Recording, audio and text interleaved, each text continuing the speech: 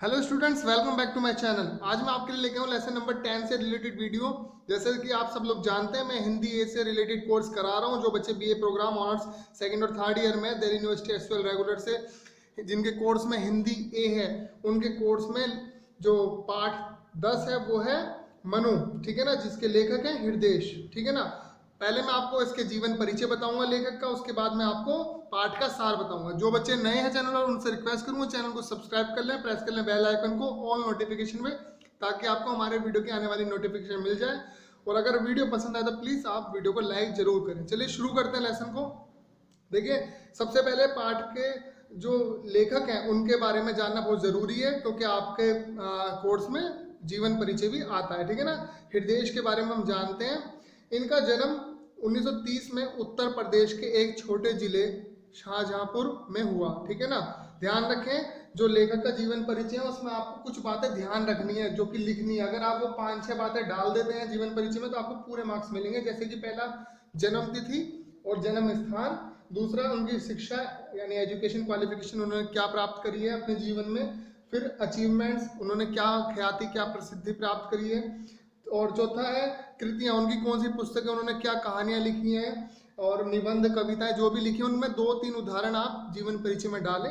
उसका है लास्ट उसमें कि आप उनकी मृत्यु के बारे में भी ध्यान रखें, कब उनकी मृत्यु हुई, अगर वो मर चुके हैं तो क्या कारण था और कब उनकी मृत्यु हुई है। अगर आप ये जीवन परिचय में डालते हैं तो आपको पूरे मार्क्स मिलेंगे।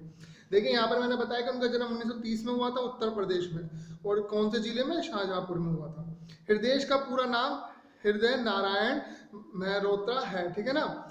हृदेश को समकालीन प्रेमचंद के विशेषण से नवाजा जाता है, ठीक है ना। उस समय के जो प्रेमचंद थे उनके उनसे उनकी श्रेणी से नवाजा जाता है, क्योंकि उनकी जो लेखन है, जो हृदेश का लेखन शैली है, लेखन कला है, ठीक है ना, वो काफी मिलती जुलती है प्रेमचंद जी से, ठीक है ना।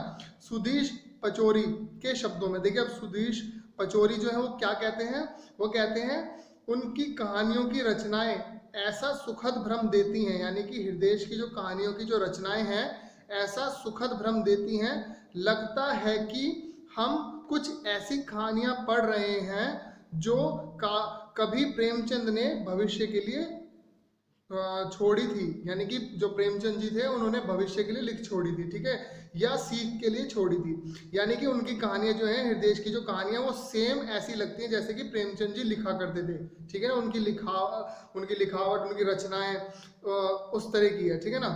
लिखावट तो नहीं कह सकते, हम ये कह सकते हैं कि उनके लेख में, उनके जो हृदेश के लेख में जो है प्रेमचंद जी की झलक दिखती है, ठीक है ना।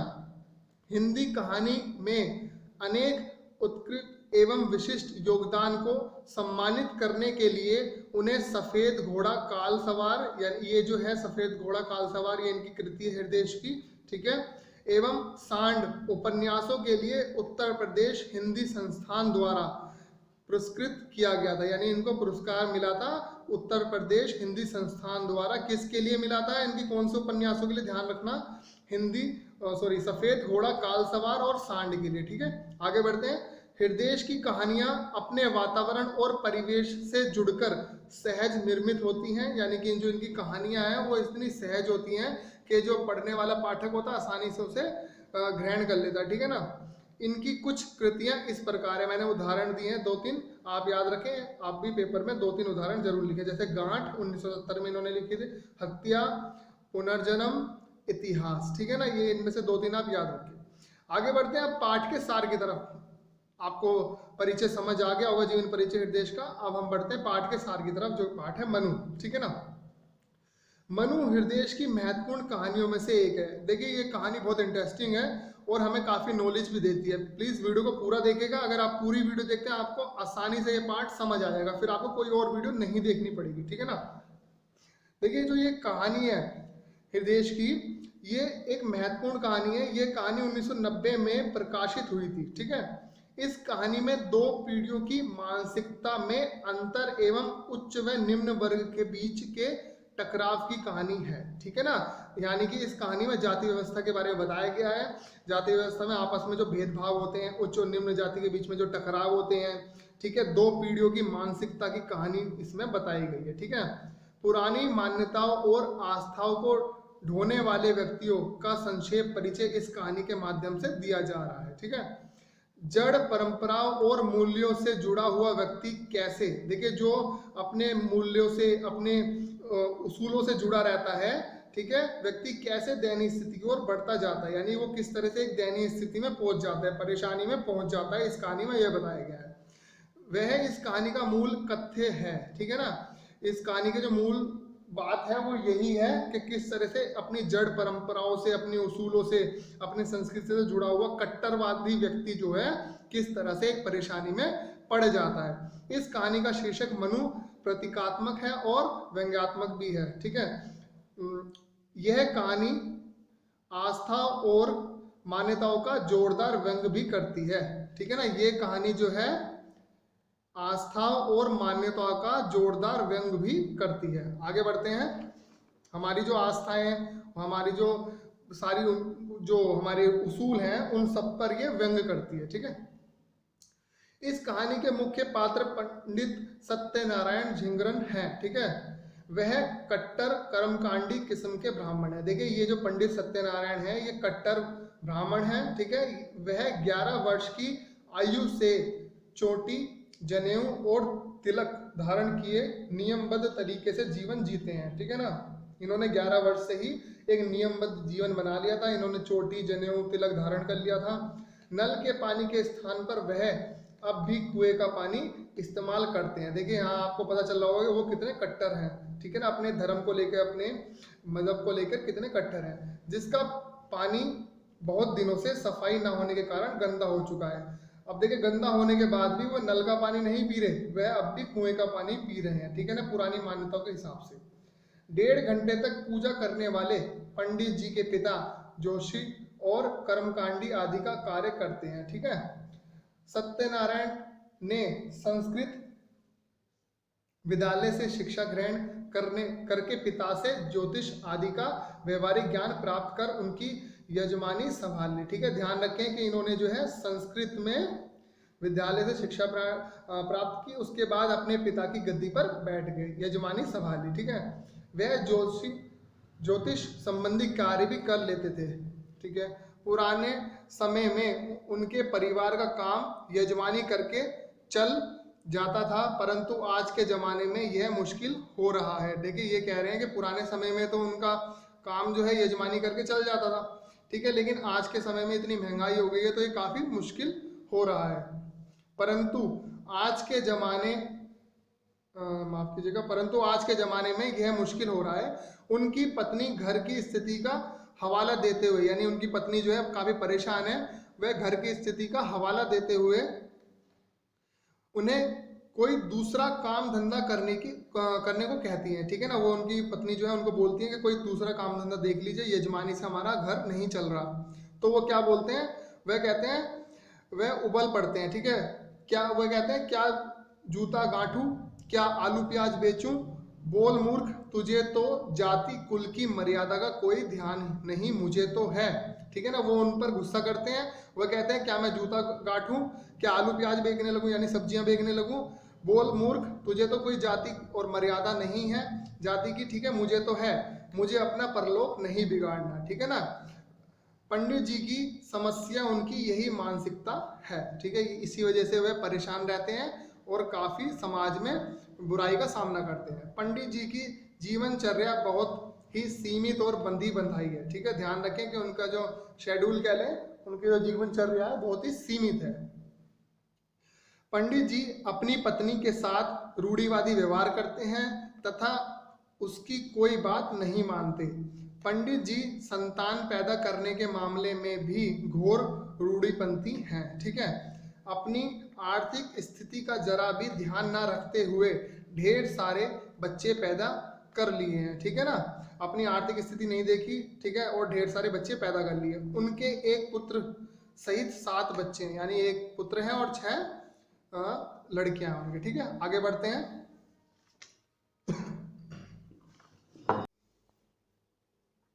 पुत्रियों के प्रति उनका व्यवहार स्त्री विरोधी है। ठीक है ना, यानी कि वह शुरू से ही कट्टरपंथी हैं और वो स्त्री विरोधी रहे हैं। वह पुत्रियों के शिक्षा प्राप्त करने के विरोधी हैं, यानी वह नहीं चाहते कि उनकी पुत्रियां जो है शिक्षा प्राप्त करें।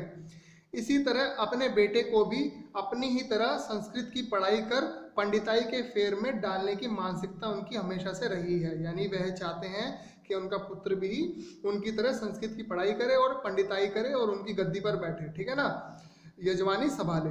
लेकिन बेटा जो है वो अपनी पिता की मानसिकता से डरता है, वह पंडिताई नहीं करना चाहता। देखिए, बेटा पिता की रूढ़िपंथी सोच और बंधन से घबरा कर घर छोड़कर कानपुर में मिल में मजदूरी करने लगता है, ठीक है ना।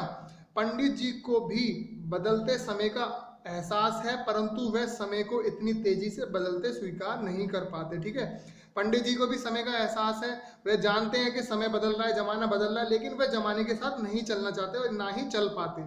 पंडित जी एक दिन बैठक में बैठे थे तो उनकी बगल में ही रहने वाले मुन्ना भंगी की बेटी की मुर्गी किसी जानवर से डरकर उनकी बैठक में आ जाती है। देखिए, एक दिन पंडित जी जो है अपनी बैठक में बैठे थे, वहीं पर उनके बराबर में एक मुन्ना भंगी रहता था पड़ोस में।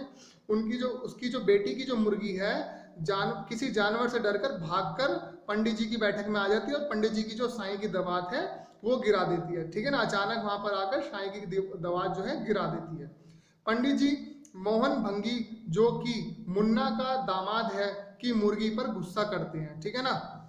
इस बात पर उनके बीच काफी लड़ाई हो जाती है।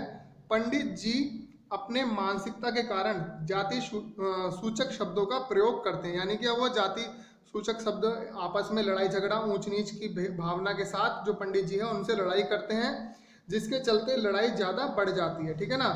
इसी कारण पंडित जी के सामने कई परेशानियां समय समय पर आती रहती हैं। इसी तरह से पंडित जी के सामने कई परेशानियां समय समय पर आती रहती हैं। एक शाम पंडित जी घर वापस आते हैं तो उन्हें दिखता है कि एक कुत्ता उनके दरवाजे पर ही मरा पड़ा है, ठीक है ना। एक दिन पंडित जी शाम को घर वापस आते हैं तो उन्हें दिखता है कि एक कुत्ता जो है उनके दरवाजे पर मरा पड़ा है। वह कुत्ते को हटाने के लिए परेशान हो जाते हैं कि उसको कैसे हटाएं, ठीक है ना। वह खुद नहीं हटा पाते। मजबूर पंडित जी अंत में मोहन के पास सहायता के लिए जाते हैं। मैं जैसे बता दूं कि जिससे लड़ाई हुई थी उनके बराबर में पड़ोस में रहते हैं, उनके पास सहायता के लिए जाते हैं, पर वह आने से इनकार कर देता है, ठीक है। पंडित जी वापस घर आ जाते हैं, वह कुत्ते को लेकर परेशान है। तभी एक सुअर कुत्ते के पास आकर सूंघने लगता है, ठीक है ना। अब एक वहां पर पड़ोस में रहता है जो मन्नू भंगी और मुन्ना भंगी जो है, ये इनका जो सुअर है वह आकर वहां पर पंडित जी के बाहर जो कुत्ता मरा पड़ा है उसे सूंघने लगता है, ठीक है। सुअर को भगाने के लिए पंडित जी मोटा बांस उस सुअर के पैर पर मारते हैं, ठीक है। आगे देखते हैं।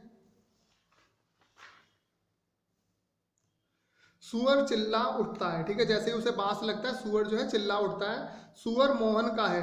सुअर की आवाज सुनकर मोहन बाहर आता है। पंडित जी और मोहन के बीच फिर से भयंकर झगड़ा होता है, ठीक है। मोहन और उसके साथी पंडित जी को धकेल देते हैं, यानी धक्का मार देते हैं लड़ाई में, ठीक है। मोहन और उसके साथियों द्वारा किया गया अपमान जो पंडित जी का किया गया है उसे पंडित जी मानसिक स्तर पर बुरी तरह परेशान हो जाते हैं उससे, ठीक है ना। उनके अपमान से जो पंडित जी हैं काफी परेशान हो जाते हैं, उन्हें काफी धक्का लगता है। दुनिया उन्हें अब अपने जीने लायक नहीं लगती, ठीक है ना।